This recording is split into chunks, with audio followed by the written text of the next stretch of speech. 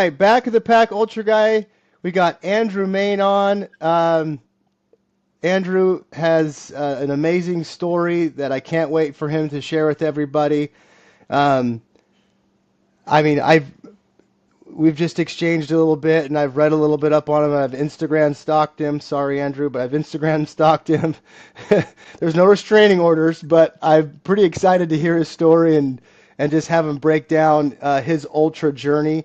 So we'll go ahead and get started. Andrew, thank you so much for being on. I really appreciate it. Um, we like to start out, just get a little bit about where you grew up and how active were you as a kid? Were you into sports in high school, college, things like that, and find out how you found ultra and that ultra journey. Yeah, absolutely. Thanks for having me on. And Absolutely. yeah, so I grew up in Massachusetts. Currently live in southern New Hampshire. Um, Grew up oldest of four boys, and we were all into sports. Mainly, we were a big hockey family. My dad was really good at hockey growing up, so we all played. And, I played hockey from about 5 or 6 years old up through college. So I think in there, I always, I ran a little bit, but I never really loved it. Third grade, I remember winning like a mile road race. And then actually fun. Nice. And then funny story about when I started running really was I got caught taking out my parents' car at like 14 or 15 years old. So my punishment was, that I couldn't get my license till I was 17.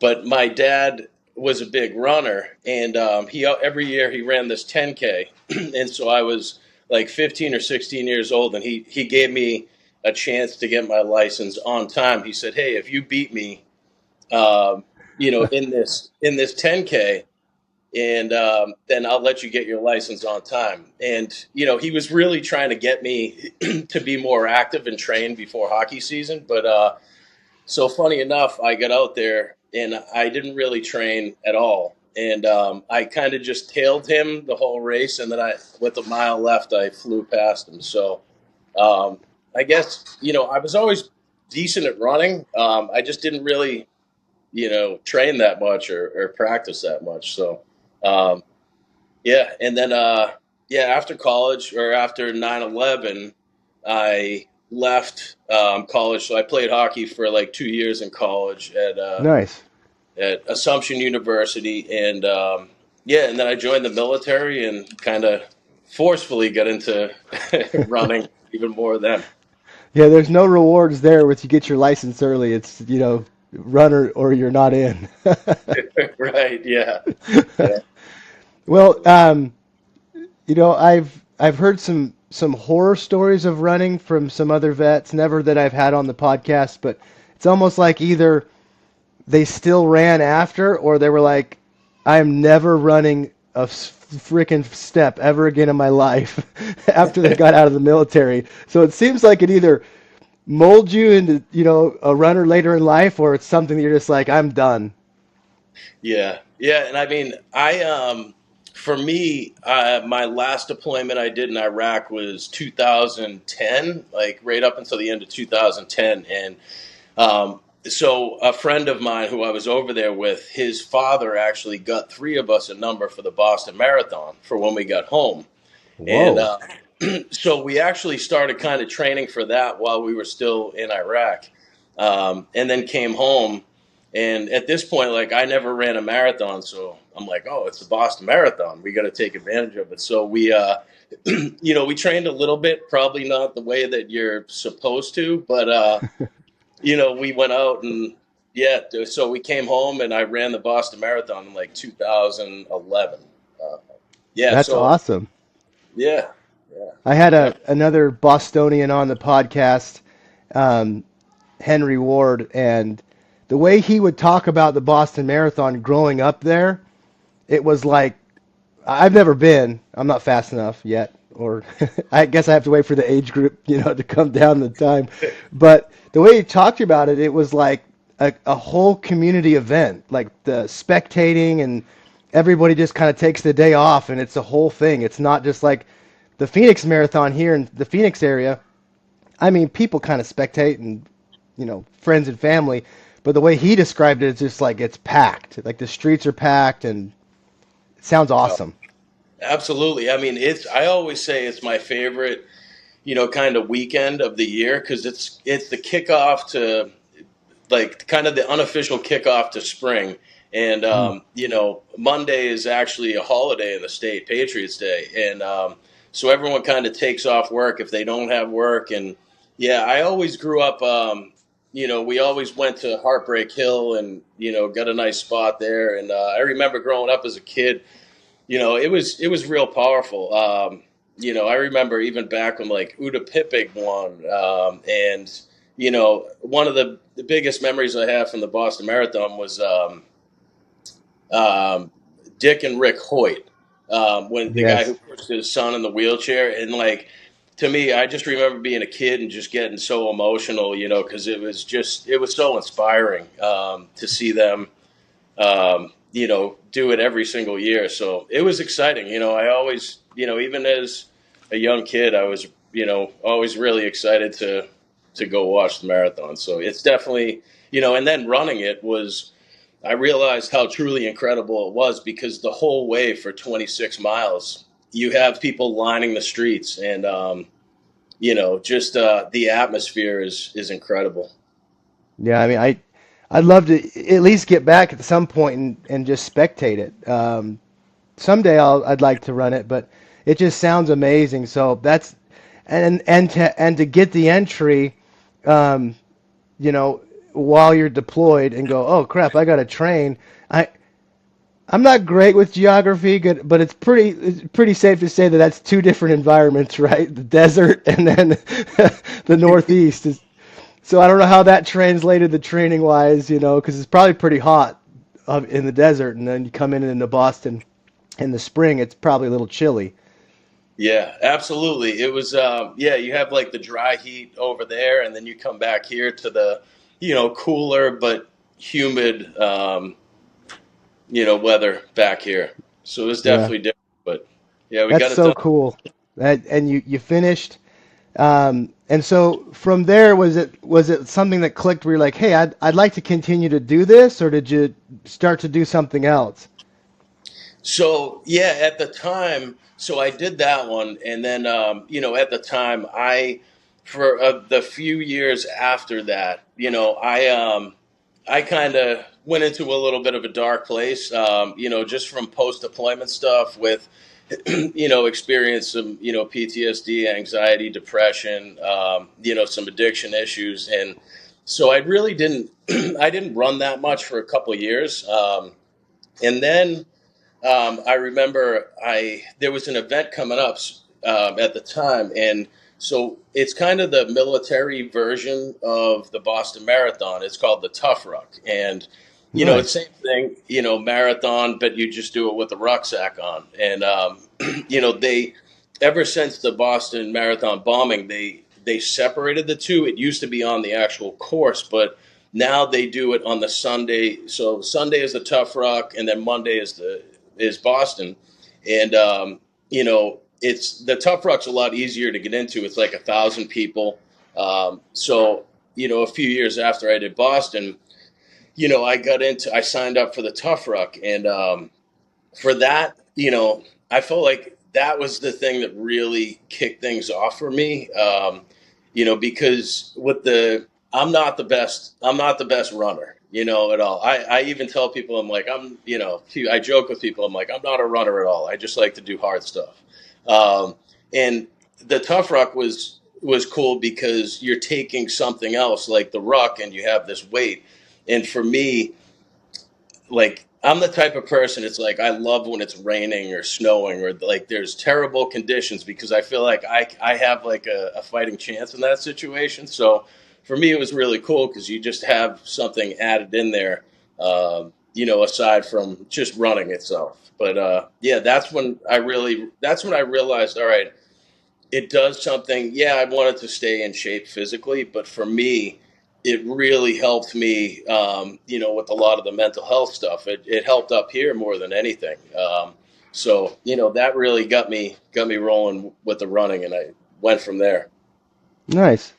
I'd like, if you're okay with it, I'd like to hear a little bit more about how running helped you mentally because it's so fascinating to me. A reoccurring theme with my guests and even just talking with people in run groups and people I meet on the trail, people who find themselves in a really dark place, depression, addiction.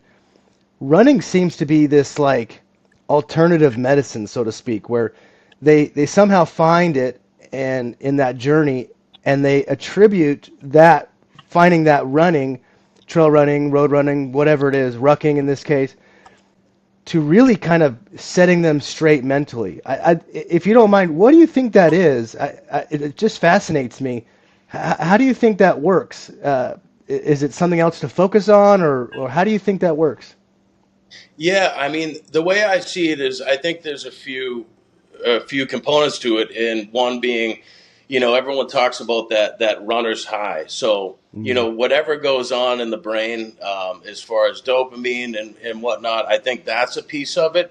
And the way I look at it is like I'm big into like meditation and mindfulness now, but running is to me, it's just a meditative state. Where you're able to, there's a lot of people say like, oh, well, are you running from something? But I feel like when you're running, you're able to really like, for me, I'm able to kind of think through things. Like if I have a lot of stuff going on or I'm overwhelmed and I go out for a run, I just seem to get answers because I almost have a very clear mind. So to me, it's running is more of a meditative state, I think now. Hmm. Yeah. Interesting.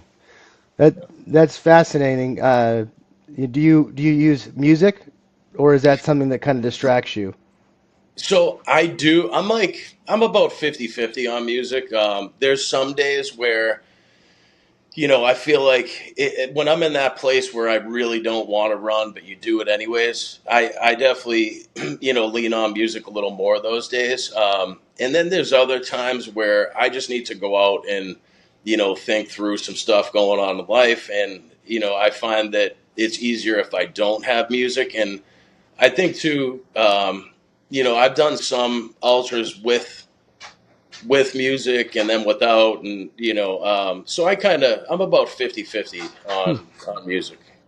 Yeah, it seems like that it would provide more of that atmosphere or that setting to have that meditative state when Slayer's not blaring in your ear or something, some kind of pump up music kind of thing. So I find myself leaning into music a little too much, and the times I've forgotten my headset or something, headphones, whatever, I always kind of come away from it going, why don't I do this more?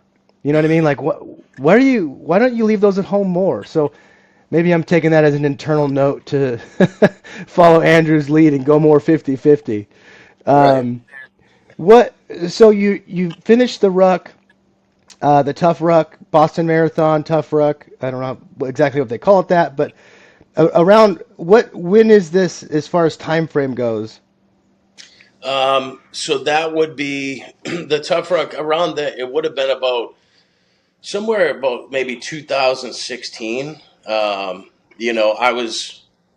kind of, overcame a lot of, the stuff as far as mental health and addiction. And then actually 2016, one of my best friends, he passed away at the finish line of a half marathon. And, he was running with his wife and, heart condition. Jeez.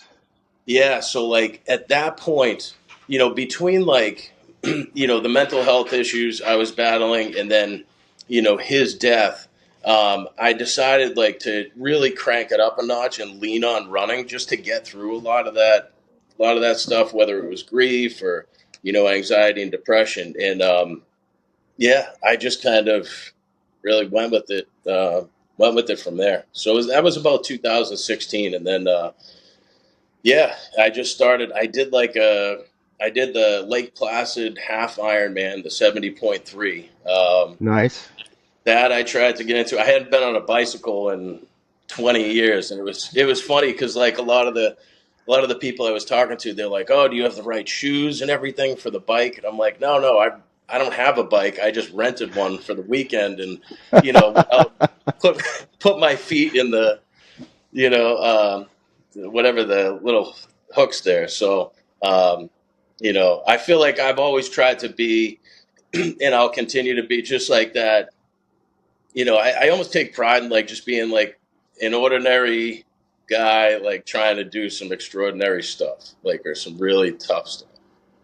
I love it. And the Iron Man scene is definitely one of those scenes where you don't find many people like that. I did the half and the full here in Arizona, and boy, that crowd, they've got everything. The $10,000 road bike and the super expensive carbon shoes and the everything. And so you would probably stick out like a sore thumb in a good way in that crowd where it's kind of like bringing everybody back down to earth. Like, hey guys, let's tone it down about 10 notches here. We're all out here doing the same thing. Right? I love Yeah, it. exactly. So that's interesting. Did you ever swim? Because I had never swam before I dived into Ironman training, and I always find that interesting to kind of poke people's brains because it's almost something that's like if you don't grow up swimming, it's really kind of tricky to get the hang of it. The bike, yeah, you kind of grew up riding bikes, but the swimming for me, I mean, I grew up in pools in Phoenix, but I never swam laps or anything. So I'd love to hear a little bit about that. Did you find it easy to start swimming? So when I was a kid, I was actually on a swim team in the Oh, summers, and I was a lifeguard too. Like while I was in, like during summers between high school and college. So I had a pretty good. I was never really good at swimming, but I did practice. And actually, in I think it was like 2015, maybe. I actually shattered my arm like at the shoulder joint, and like so I got a metal plate with 12 screws in my shoulder and arm. So I don't really have full extension on this shoulder. So for me, the swimming was the hardest part because I couldn't fully extend to do free stroke. To do freestyle. So I actually did the whole 1.2 miles. I did the breaststroke in Lake nice. Placid, and my brother was laughing because he's like, "You just look like a giant frog, like going through the water." So yeah, I mean, the swimming piece was like it was a battle for me, but it's like anything. I just found a way to get it done, and but it was definitely that's the toughest part for me because even now as I try to practice freestyle, there's something about the breathing that Hmm. I think to me that's the hardest part. So at least breaststroke, you're taking a breath every time you come up. um, but yeah, the swimming for me is definitely the hardest part. Yeah, I felt kind of bad that I was at when I was learning to swim. I got a gym membership and could barely make it one length of the pool. But I would go every night, and there was this older gal. I think she was Japanese. She was probably in her 60s. And I remember one night I was getting out of the pool, and she was just getting in, and I heard her get in the water, and I was like, "There's no splash." And so I kind of stopped, and I turned around, and I looked. And so if she ever hears this, I promise I'm not that perverted guy who was watching you, but I sat and watched her. She didn't make any splashes. She was so graceful in the water, and the way she would time her breath. So I sat and watched her for probably about 10 minutes to try and learn and see how do you breathe and time your breaths. So uh, subsequently I'd watch her whenever I'd see her in the pool, and sometimes I'd take a break and on one side of the pool and watch her kind of at a different angle. And just watching someone who is an experienced swimmer, I gleaned a lot from like, oh, she takes two strokes and she's so calm, and then with that third stroke, she lifts her head up out of the water just barely. So it that's why I ask, is it for me, that was the biggest hurdle in the Ironman training was the swimming. But once I got the hang of it, it was my favorite thing because you have like a meditative state. There's no music, there's no sound, just the water, and I really learned to love to swim. So sorry to that poor old lady who I sat and watched, but you taught me how to swim. That's great. There, nothing nefarious there, I promise. So this is awesome. So you dive into literally into Lake Placid. You get the half Ironman done. Are you a part of like a running group right now, or are you just doing everything solo?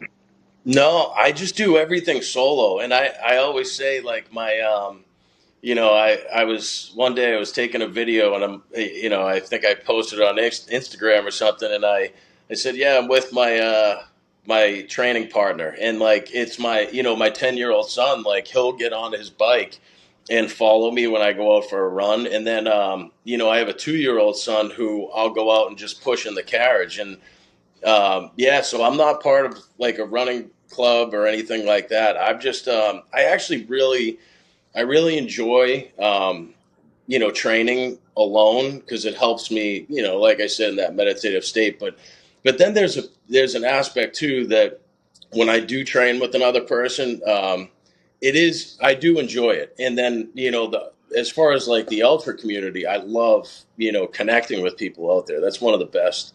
That's one of the best Yeah, parts. So, but generally I train pretty much solo. right on. So you finish up the Ironman, and I'd love to hear about how you actually found ultra because I don't know about you, but when I started an ultra, it was really obscure, and I mean it's getting more popular now, but it was really obscure and with some random YouTube documentary about a 100 miler that really got me hooked. But I'd love to hear that how you kind of weaved into that part of your life. Yeah, so I think at the time, probably around 2018, I read Can't Hurt Me, Goggins' book, excuse me, and I read Goggins' book, and then I remember I was following him on Instagram at the time, and I saw that he was doing this race, the Moab 240, and I looked Hmm. more into it. I'm like, what the hell is this? And I'm like, and I thought to myself, I'm like, 240 miles. These people are insane. I'm like, how does anyone do that? And so it just sat with me, and it was just very intriguing to me. Um, and then I remember I saw even Goggins, his first year, he DNF'd, and then he went back the next year and came in second place. And so I looked more into it, and I remember like searching on the Destination Trail website, and I'm like, I have no idea how these people do this, but I talked to a mentor of mine who was he was retired Army Ranger, and he was more of like a kind of like a business mentor for me, and just another veteran that I leaned on at certain times. And I mentioned to him, I'm like, hey, have you heard about that race before? He's like, yeah, I've heard of it. And I said, I think I want to do it. I just have no idea. Or I said, I think I want to do it at some point. I just have no idea how to train for something like that. So he had said to me, I remember at the time back then, the sign up was on, I think, January 1st at 11 a.m. Eastern. And he called me the week before, and he's like, hey, he's like, are you going to do that? Do you want to do that? And I'm like, yeah, I don't know when. I'm like, I don't even know what that entails. I probably don't have the time for the training. So he said to me, he goes, listen, if you want to do it, I'm going to sponsor you. He said, my company is going to sponsor you to do it. We'll pay for it. And then also, he said, I have a friend who's a running coach, down in Texas. He said, I'm going to connect you with him, and I'm going to take care of, the fees for his services. So, so That's we signed awesome. up. Yeah. And so I think I did it in like 2021. So, January 1st, he went on and he signed me up and paid everything. And then he connected me with this running coach. So I had basically 10 months. And at the time, I was probably maybe running like 20 something miles a week. And I connected with the coach, and we came up with a plan. And so even the coach said, I've coached people to do 100 milers, but I don't have a specific training plan for a 200. And I said, well, just train me for the 100 miler, and I'll figure out the rest. So That's so like awesome. it was wild. Like it was great because like you have that accountability, and we had the app that I'd get on every day and see what my workout was. So I mean, talk about fear. Like the 10 months leading up to that, I was consumed with like, how am I going to do this? Like it still seems impossible.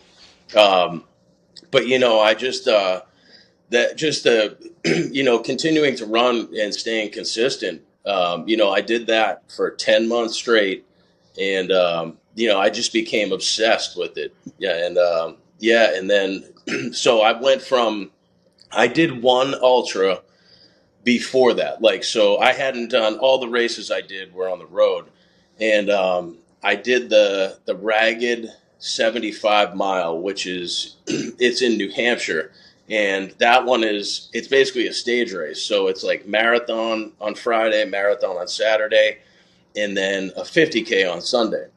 And I think that it's actually like the 50K trail championship every year, Hmm. which again, which I knew nothing about. And so I did that one, and it was definitely a grind. And so I basically at one time the furthest I ran was 50K, but that one just helped me. It really helped. I think looking back, I tell a lot of people, I'm like, yeah, do that one because it's great because you do the marathon and then you stop and then you're hurting and you have to start up again.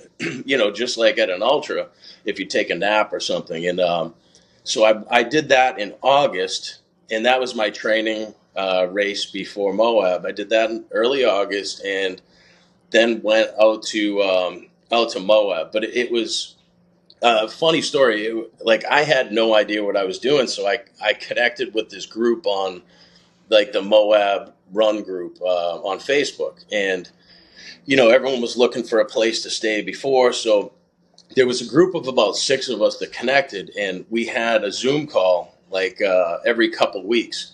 And I'd asked them, I'm like, so guys, what is this equipment that you're supposed to have? You need hiking poles and all this stuff. And to this day, they still joke. One of them ended up being my boss in the professional world.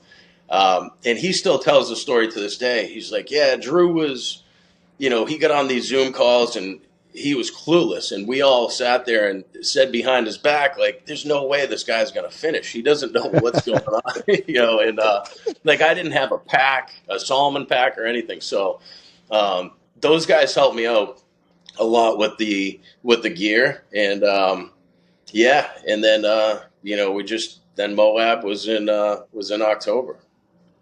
You know what? I want to pause with that real quick because I think sometimes in life, I know for me at least, and hearing other stories, people get so caught up in the how am I going to do it, right? What do I need? Oh, I don't have poles yet. I don't even have a vest. I don't have a what kind of water bottles do I need? They get so wrapped up into the how that they kind of get stage fright to like sign up for something or commit to that big event. And I think that is so cool that you just dove right in. Your mentor sponsors you, which is amazing. Shout out to your mentor for that. The run coach dives right in. You start training, and it wasn't until you started training that you go, "Hey, wait, what do I need for this?" And some people would go, "Well, that's the wrong way to do it." Maybe it is, but you did it, Yeah. and all those little details are kind of a non-issue. You'll figure those things out. The big foundational things, the mindset, the determination, that's all that really matters to get started. You know what I mean? It's like, where am I going to stay? I don't know, sleep on the ground. you know, if you want to do something, you just do it. And I think that's like a perfect example of your story is a perfect example of that. You don't get caught up in these little details. I mean, obviously you need a pack. I'm not saying go out to the Moab 240 without a pack, but don't let that stop you not knowing exactly what you're going to need, because all that stuff comes after the fact that you make the commitment. So that is so cool. I mean, what an amazing what an amazing story that you just dove right in and then figured it out as you went along. Yeah, and I mean, I always say that to people. A lot of people I know, they're like, "Oh, I can only run a half marathon," and I'll ask them, I'm like, "Oh, so you completed it?" They're like, "Yeah." I'm like, "Guarantee you can run a marathon." And then I Yeah. said, when you run that marathon, guarantee you could do a 50K and you could get into ultras. It's just, yeah. And so, like, I even say, I'm like, I sign up for a race and then I figure out, I figure it out. I just, even something like, the Monster 300, even after Moab and these other ones, it was the first time in a while where I'm like, oh my God, how am I going to do this? And I just said, it's like having blind faith. It's just, if you can figure it out. Now, a lot of it is just staying consistent. Like, just keep training, keep going for a run, even on the days that you don't want to. So yeah, it's pretty cool. I'd like to also pick your brain for a minute to stay on the Moab topic. Excuse me. Um, Again, geography, right? Where you're living at is definitely different than Moab. How did you get the elevation in? What was your training for the elevation and the different terrain? How did you train for that? So, I mean, obviously, like where I'm at in New Hampshire, it's like 200 feet above sea level. And Moab, you're going upwards over 10,000 feet. Um, so I did some training runs at times out in Colorado. Hmm. I like Manitou Incline is one of my favorite spots to get some like real quick vertical and elevation. I think it goes up to like 9,000 before you get up to like Pikes Peak and all that. But um, I did some training runs in Colorado. But there's really it's tough on the East Coast. Like we always joke Yeah. about it because we're basically at sea level, and then you're going out to do these races at elevation. So for me, I did a lot of vertical at like Mount Washington and some of the other mountains here, but that was just vertical. And then another thing I did was the on the treadmill. I just put it on the highest incline and did a Hmm. lot of kind of fast walks on there. And I think at one point I got one of those masks that kind of is supposed to mimic being at elevation, which I don't think it really helped too much. But either way, for me, I got out to Moab. I think it was 10 days before the race started, so I was able to acclimate at least to the elevation. So I was out there long enough where hopefully I did a few training runs at some of the higher points of Moab. So that was really all I did. So it's definitely possible to be on the East Coast and have that lack of elevation. I'm sure it's listen, the people in Colorado and Utah and parts of Arizona. It's definitely there's an advantage to being able to really train at elevation, but it's still possible to Yeah. do it out here. Yeah. That's awesome. I always like to get that out of people. I have a friend who lives in New York on Staten Island, I think it is, and he'll always like joke about that he's just like at sea level, and he's just like has like these small inclines that he'll just do repeats on, but he gets out there and he smashes it like just like you did. He didn't let that stop him, and he goes out and does. He did canyons, and he's done the Grand Canyon, rim to rim to rim, and so I think that's important too because that kind of speaks back to this idea of don't let those details deter you. Incline on a treadmill, getting out to whatever hills you can find and just making it happen. I really, that's super commendable, I think, because I'm spoiled. I just walk out my door and I'm like, oh, there's a mountain. I'm going to go, run. Or, I don't really need to heat train because it's, 103 degrees right now. So it's like, oh, I'm just going to go outside and get some heat training in. So, definitely spoiled where I am. But during Moab, I'd like to hear a little bit about the actual event, because obviously this is a huge event for you, for anyone really, and you get there, you're 10 days early, you've done some training runs, trying to get acclimated. Tell us a little bit about the actual event and what it was like. Yeah, so um, I didn't even have like a crew or pacers going leading up to it, and that's another thing I learned. So I pulled together a friend that I grew up with who lived in Salt Lake City. And I'm like, listen, man, if I get a vehicle, can you drive to these different aid stations? So he committed to that. And then I had one pacer come out, flew him out last minute. um, so, that gave me a little confidence boost. I'm like, all right, I have somewhat of a team put together. But yeah, I mean, I was out there. The first day of Moab, and I think the biggest thing too, which I always say, is the hardest part is getting to the start line.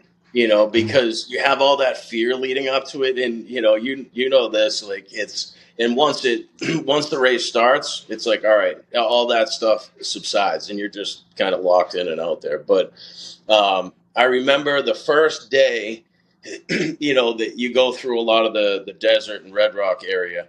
The first day I really stayed with this group that I stayed in the house with, prior to the race. We kind of stuck together. There were 3 or 4 of us, and it was funny because we were at like 40 miles or something, and they joked around, or I said, I'm like, hey guy, I looked down at my watch and I'm like, this is the furthest I've ever ran, and we're like, and we have 200 miles to go, and but yeah, I just remember that first day. Um, it was the first time I ran through the night or anything like that. So we were just out there going, and I was trying to really stay on top of my nutrition, and I remember the sunset, and then I went through that first night, and it's just the difference at Moab, the difference in like that you have multiple climates there throughout one race. So dealing with the heat, the first day, and then at nighttime it just cools off, and then when you're up in the mountains, we had, I think, yeah, we had, I forget at which point, the La Salles, I think we had a snowstorm at about 2 o'clock in the morning. It started, Oh, jeez.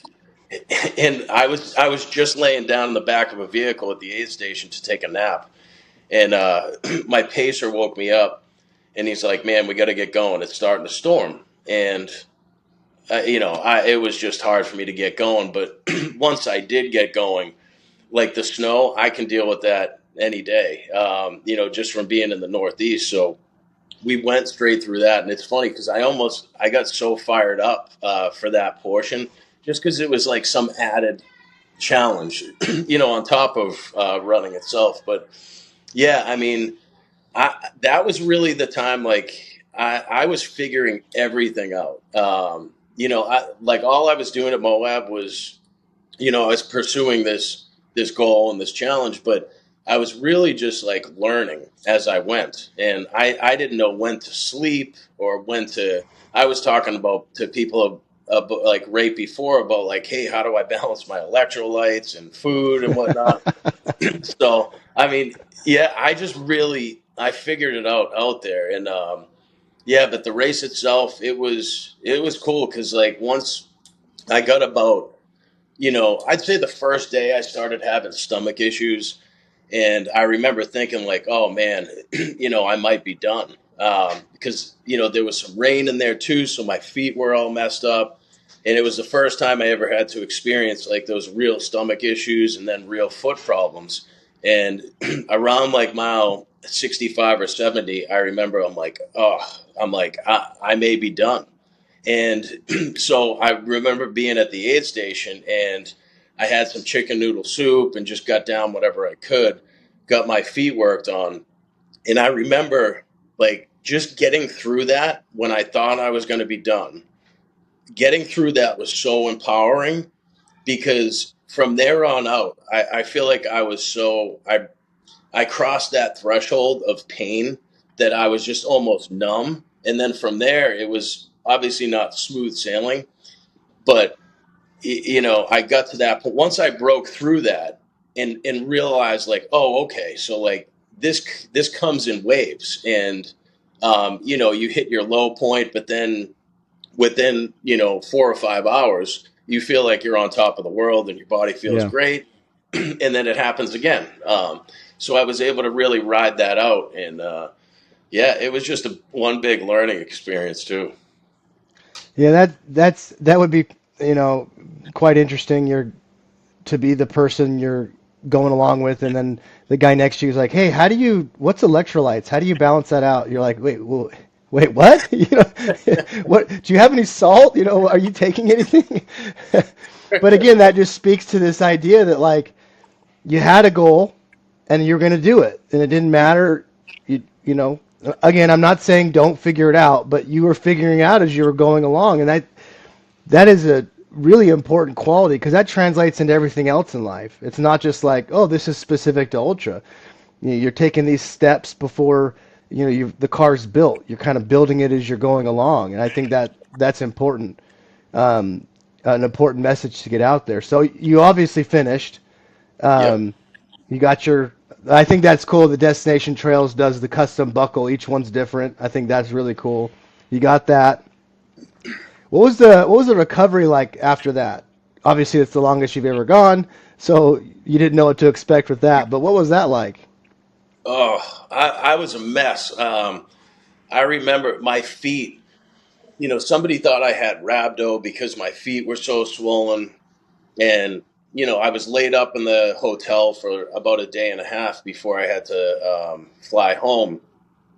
And then even going through the airport in Salt Lake City, I because of my pride, I didn't ask for a wheelchair, but I could have used one. But I was using my suitcases basically as crutches just to like slowly get to my flight. But I'd say, yeah, that was definitely the hardest recovery for me, because I think one, it was my first one of that distance, and my feet were swollen. The feet issues and just my body as a whole. I'd say it took like a solid 2 or 3 weeks to feel even semi normal, where I could just walk normally. But yeah, the recovery for that one was definitely tough. And I sat on a cactus at like mile one. So it's one of those little ones, and I'm like, oh, I need a break. So I sat down, and Oh, I thought, it was one of the small ones, and I'm like, oh no. So it went through like my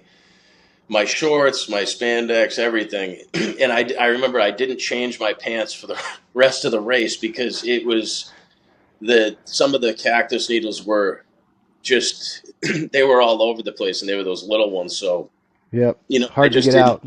yeah, right. So I just kept going from there. But yeah, the recovery was just brutal, and I had no idea what to expect. But it was tough looking back, even compared to some of these other ones I've done. That was definitely the hardest. Right. Well, you said something about the Monster 300 a little bit ago. Is that one that you're planning on doing? You're currently in the works, or? No, so I actually just did it. Oh, nice. Yeah, so I'm like, oh, it's the first year. I'm like, I know sometimes in the inaugural races, you know, if you wait like to the second or third year, they kind of work out some of the kinks. But I'm like, you know what? I'm like, let's just let it rip. I mean, I wasn't trained up at all. In fact, like leading up to it, I did Bigfoot in August. So in my brain, I'm like, oh, I did that in August. This one's in April. I'm trained, you know. And yeah, so I mean, I did that one. We finished, yeah, like a month ago. But again, that was just like, all right, it's coming up. Let me sign up for it, and I'll figure out, the training and whatnot leading up to it. Yeah, I've never been to Moab or Bigfoot. I didn't participate as a runner in the Monster, but I paced a friend of mine for about 64, 63 miles towards the end, and that's a tough race, man. That that Arizona Trail and how far apart the aid stations are, that's a tough race. So huge congratulations to all of them, but especially that one. That's really tough. Yeah, and I said I at one point, I think around like mile 50 or 60, I thought I had like a broken foot or a stress fracture on the top of my foot, and I ended up having like a torn ligament or whatnot, like right where my ankle meets my foot. And at mile 50, I'm like, I thought I was done because, I couldn't even take a step. I had like drop foot. Oof. So every step I took, my foot wouldn't come back up. But the way I looked at it, I'm like, all right, I'm going to try to just keep going a little bit. And if I can make it another 50 miles, then, I mean, my foot was so swollen. Like, one of the medics was even like, "What happened?" And I'm like, "Oh, it's fine. This is how my foot is." But I kept thinking, I'm like, if I can just make it to 100, then I'll have like an argument if once the medic starts saying, "Hey, you should probably pull out of this." Um, but yeah, that and it was what it was. I got it stuck on the rocky terrain Mm-hmm. was just absurd, and I even said, I'm like, I need to finish this just solely because I do not want to come back and do this again. If somebody wants me to pace or crew, I'm all about that. But that one, it was rough. The terrain, I mean, you saw it. It was, yeah. So like and in that one, so I made it, and then the medic started helping me with like I was icing it at aid stations and getting it taped up.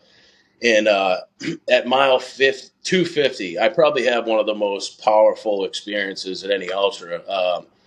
Mile 250, I got it caught on a rock and I could feel something like tear again and like almost Oh. like a crunch to the point where it was hard to just take a step. And I remember I sat down, I was at the top of like some mountain, and I sat there and I was just like, sobbing. And I'm like, I can't believe I made it this far. I have like 50 something miles left. I can't believe this. And I was just defeated. And I actually, I had reached out to talk to my son, my 10-year-old. And, when he got word, I was like, man, I was I was devastated. I'm like, man, I told him, anything's possible and never give up and all that. I always instill that in him. And, I felt it was rough for me. That was the hardest part because I feel like I'm going to let him down. And I get a text from my 10-year-old son, and it was this like long thing. And I'm like, talk about like mature for a 10-year-old. But, he's like, Dad, he's like, you're my hero. And, gonna get all emotional. But he's like, "You're my hero, and you've always taught me like never give up." And you looked me in the eye and said, "You're gonna show me that anything's possible by doing this race, and then coming back and doing the marathon the next week." And he said, "Just please do your best." And he goes, "Just like you tell me, do your best and never give up, regardless of what happens." And he's like, "I love you, Dad. Let's go." And when I saw that text, I was like, let's do this. Like, I just got this surge of adrenaline. And, it's what I needed to, it got me to the finish line. So it was a pretty cool experience. Well, I appreciate you sharing that. You're getting me emotional. That'd be an amazing experience, and those messages that they share with us, like your family members or friends or people you look up to, when they share those messages with you, whether they know it or not, like it's so empowering. It's like this, you know, juice or a drug where it just infuses in your body, and you forget the pain and you just keep pushing forward. So I'm really glad you shared that. That's awesome. So you finished, obviously. That and again, I huge congratulations. That is a really tough course. I don't think anybody that I've talked to who's done it or was down there was like, yeah, it looks kind of tough, or that was kind of tough, but X race is harder. Everybody I heard from was like, no, that's the hardest course I've been on. Tons of Yeah. elevation, the rocks. It's almost like Candace and Destination Trails imported more rocks and put them on the track, 'cause there were so many rocks, and it's not like a lot of the trails that are rocky where the rocks are just protruding out of the ground. They're just there, and so your footing is always off, and your feet are rolling around in your shoes. So that's a tough one.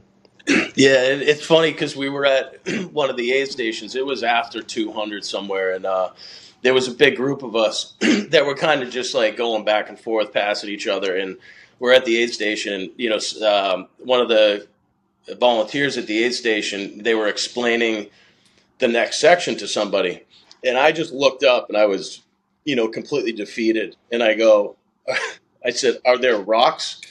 And the whole crew of people at the aid station, just started dying laughing because, and I said, I had, you probably know Tasha, the medic at Destination Trail. She paced me on the last section. Oh, And, nice. and I was like, I kept saying to her, I'm like, I picked up a rock and I threw it. And I'm like, I hate rocks. I'm like, I never want to see a rock again.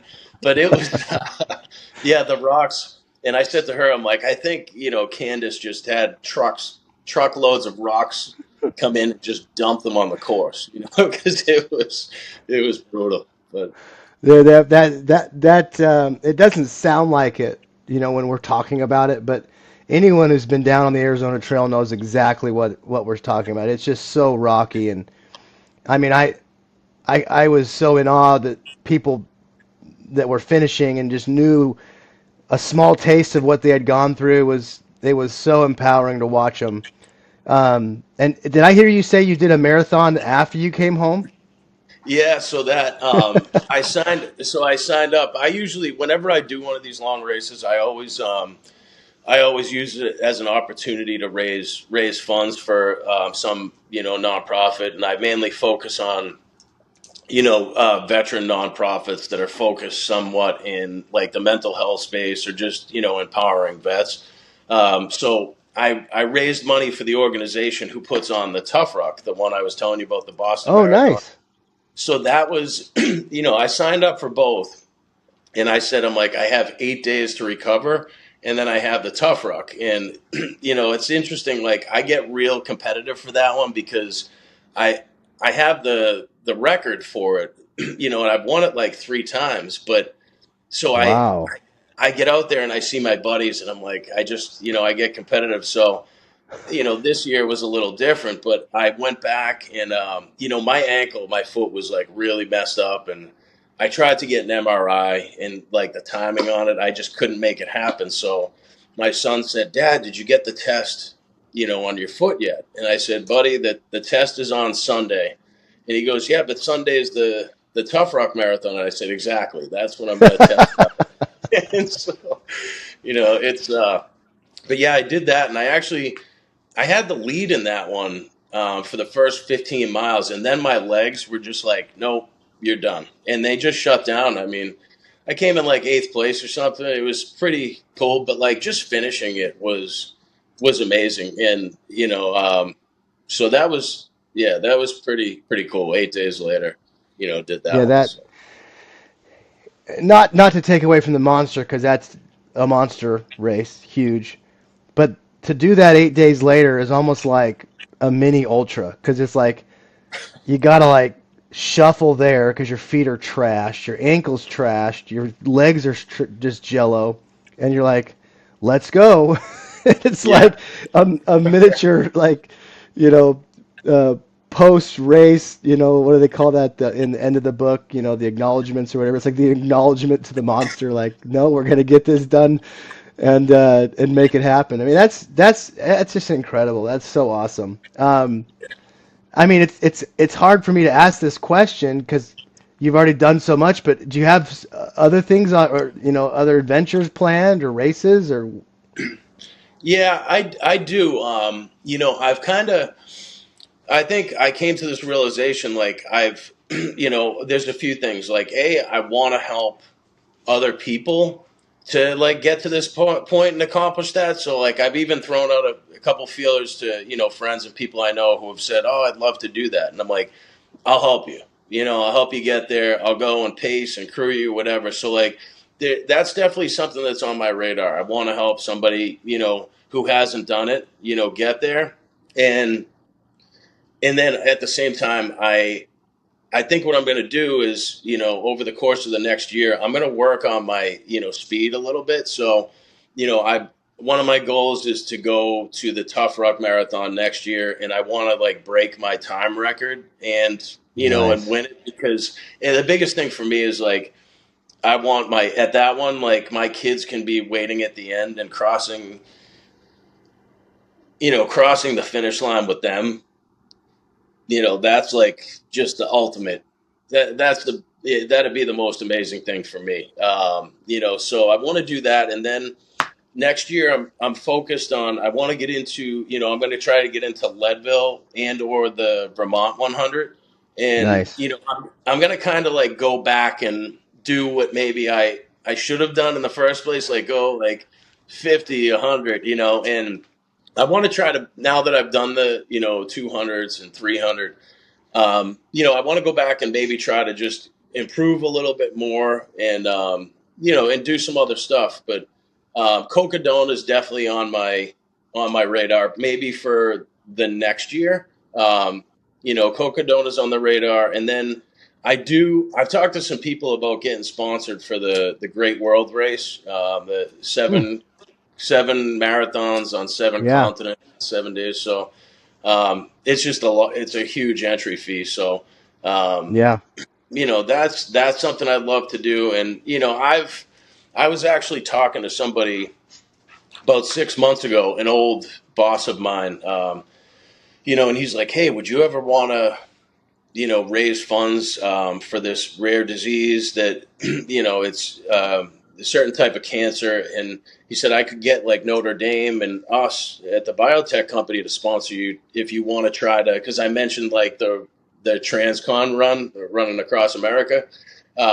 So that, I don't know, it may be a possibility someday. I told him, I'm like, I obviously need to be able to have income so I can provide for my family. But I said, if you can help on that end, I'd love to do that. So I feel like I'm taking a step back and like trying to complete some shorter ones. And then, Leadville, Badwater's another one I'd love to do. That's on my radar. Some of the more kind of some of those ultras that have some history to them, that's kind of where I'm at right now. I'd definitely like to go to those. Well, I mean that's a huge stack of accomplishments you've done, and also a huge stack of future accomplishments to put under your belt.